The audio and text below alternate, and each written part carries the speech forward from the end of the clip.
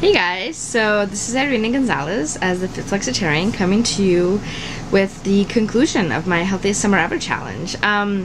So what happened? At the beginning of the summer, I set out to accomplish 5 goals. And if you've been following along, you'll see how it's been going, and it's, been a pretty rocky road, but my goals were basically to eat out only twice a week, drink no more than twice a week, ride my bike to work every single day, not to have any soda and candy, which are my biggest weaknesses, and to work out 3 times a week. So how did it go?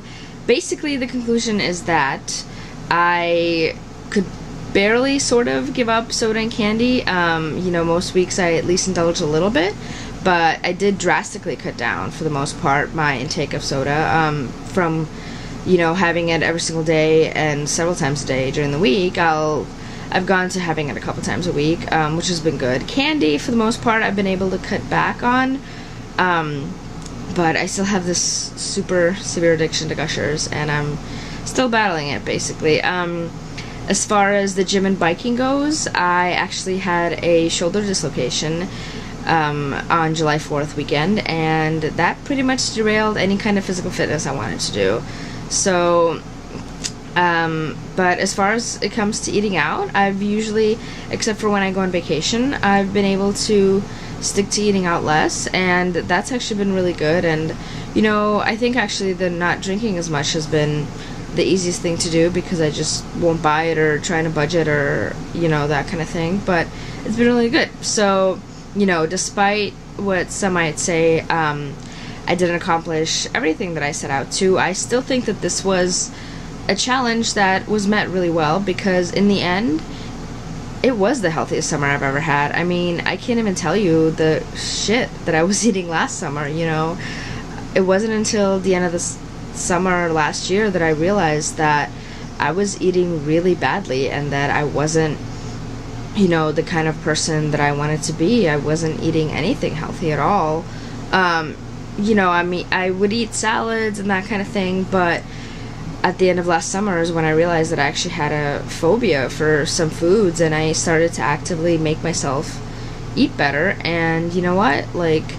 I maybe didn't reach all the goals that I wanted to this year, but I'm definitely much healthier than I was at the beginning of this summer, and certainly much healthier than I was at the beginning of last summer. So you know what? This was my healthiest summer ever, and next year is going to be even better. So stay tuned. But I did want to actually also go over a couple things I did learn on this journey. So the number one thing I learned is that making a decision is the number one thing. It's step one. It's the most important, and it's one of those things where you just have to make a decision and stick to it. And I think I did. It wasn't easy every single time, but every time that I would want to eat out with friends or make an unhealthy choice, for the most part I would be able to tell myself, you know what, you made this decision and you promised yourself that you would stick by it. And although that it's not foolproof, but nothing in life is. And I think that making a conscious decision and just telling yourself, this is what I'm going to do, it helps. It's definitely the number one step, because without making some kind of commitment, you're gonna have failures. You are, but that's how it goes. But that doesn't mean that every single day is gonna be a failure, and it certainly wasn't for me. So I'm really proud of that. The second thing is that shoulder surgery, I can't believe that I dislocated my shoulder again. This is actually the 6th time it's happened, and I might be facing another shoulder surgery, which I had after the 4th time, and I'm really not happy about that. And it's scary and painful, but I kind of decided that if I have to, I have to. The only frustrating thing is that working out now is a big pain, and I don't really know how I'm gonna get back to it, but fitness is a concern. But you know what? Healing is the number one thing. Healing is much more important to me than, riding my bike to work every day. That's meant that I've had to disappoint myself in some ways, but I don't want to ride it and risk further injury. So, if you're a big fitness fan or Nazi or whatever you want to call yourself. If you're into fitness but you hurt yourself, just let yourself heal. And I know that it's really hard for some people that just are really devoted to doing something, you know, and I really wanted to keep going, but you know what, it just wasn't worth it in the end. So I'll get back to it, you know, as I continue to heal and feel better and go through physical therapy and all that, it's gonna happen. So I just have to give it time. So the third thing I learned is that dining out is actually not that difficult to avoid. You know, the number one thing is that I pretty much, you know, kept it to dining out no more than 2 times a week. But what I did do is that I had friends over for dinner, and, you know, that became such a fun thing. You know, I love having dinner parties. I love cooking for other people. I'm really not that motivated to cook for myself, ironically enough, but I just love having people over, you know, and it allowed me to be creative in the kitchen, and it also allowed me to be social, and it allowed me to eat healthier, and it's just been really fun to do that this summer, and I really hope to enjoy much more of it in the fall.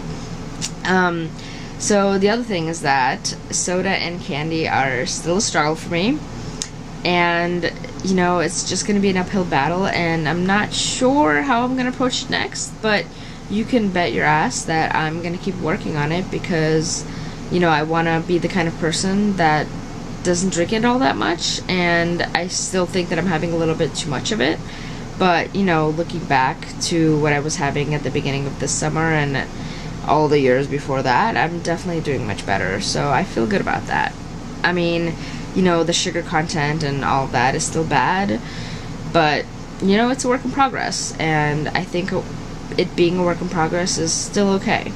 So that's the fourth thing I learned. And the fifth thing I learned is that I'm a healthy person now, you know, and it came a little bit as a shock. A couple weeks ago, I blogged about how I had a day where I had, you know, a lot of meat in that day and like absolutely no vegetables. It just somehow worked out that I had leftovers for lunch that was basically, you know, rice and beans and turkey, and they were great, you know. And then I didn't really think about it, but I ended up making a meal that night that and was like, you know, pasta shells and beef and beans again, which was also really, really good. But the next day I just felt so sick, and I realized that I didn't have any vegetables at all, and I, you know, completely broke my vow of being a flexitarian and eating no more than one, you know, meat heavy dish in the day, and it felt really gross, and I actually like physically felt sick, and it was a terrible feeling. But in that day of feeling terrible, I just realized, you know what, I'm a healthy eater now, because my body just needs this healthy food that I've been giving it, and it's thriving on it, and it's making me feel energized in the morning, and, you know, great throughout lunch and the day. And, you know, I think that was a really nice thing to realize. I kind of came to it in a weird way, but it was good, you know, and it made me feel good. And yeah, so that's the fifth thing I learned in doing this crazy Healthiest Summer Ever challenge. But stay tuned, that there will be more to come. I don't know if I'll be doing a challenge next, but I do hope to take any questions, and I kind of want to start just talking and, you know, keep going. But I hope you'll check out more and let me know what you think.